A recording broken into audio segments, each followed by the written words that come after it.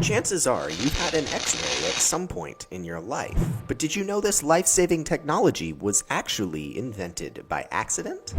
German physicist Wilhelm Röntgen discovered the technology while he was doing experiments with electron beams in gas discharge tubes. You know, like everyone does. When performing these tests, he noticed that a fluorescent screen in his lab started to glow green while electron beams were running. This wasn't surprising in its own right, but Röntgen's screen was shielded by heavy cardboard which he thought would block the radiation. The interesting part of the discovery was that the initial aspect of Röntgen's discovery was simply the existence of some kind of penetrating radiation, but in trying to figure out what was happening, he actually put his hand in between the screen and the electron beam.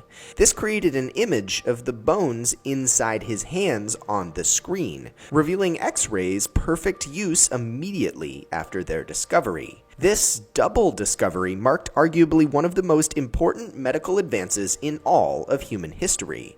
It gave professionals the ability to see ailments inside of the human body without invasive surgery.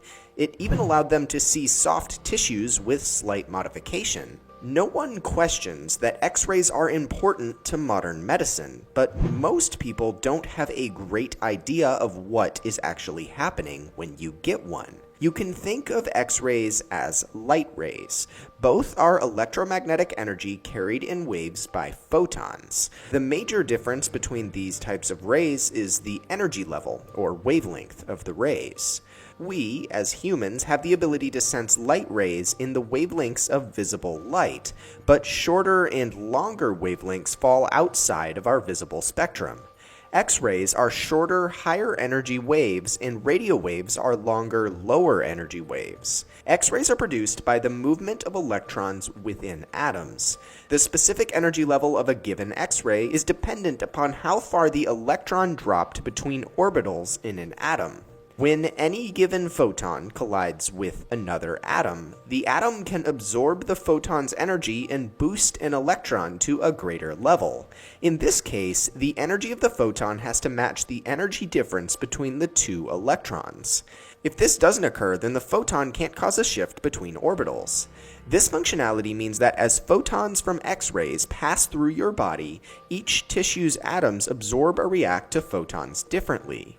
The soft tissues in your body are composed of smaller atoms, so they don't absorb X-rays well due to the photon's high energy.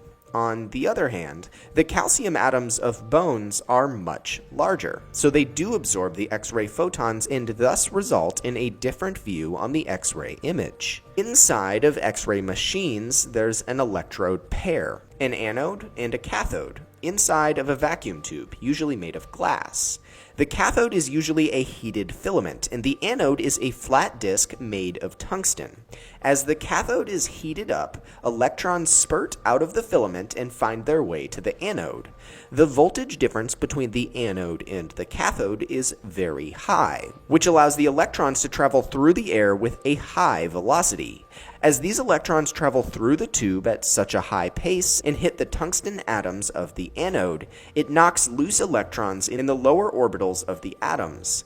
As electrons fall from higher orbitals to these lower energy levels, the extra energy is released as a photon. Since this drop is large, it releases high energy photons, or an X-ray.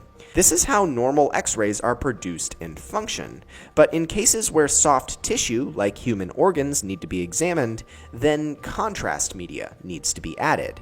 Contrast media are typically liquids that absorb X-rays and collect in soft tissues. To examine blood vessels, doctors will inject this media into veins.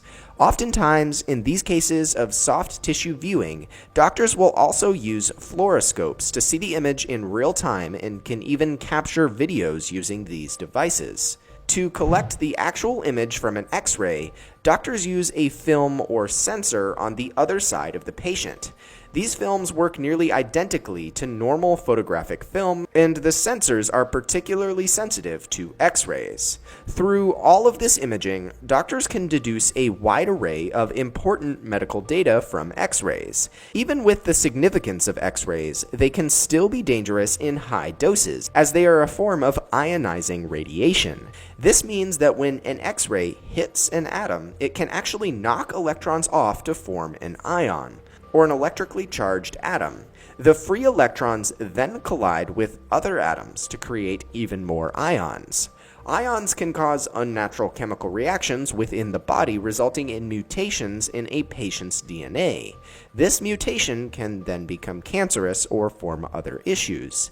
It's this reason that doctors try to sparingly use X-rays, or at least use them only when absolutely necessary. In low doses and infrequently, X-rays are nothing to be afraid of and can be a life-saving medical technology in the modern era.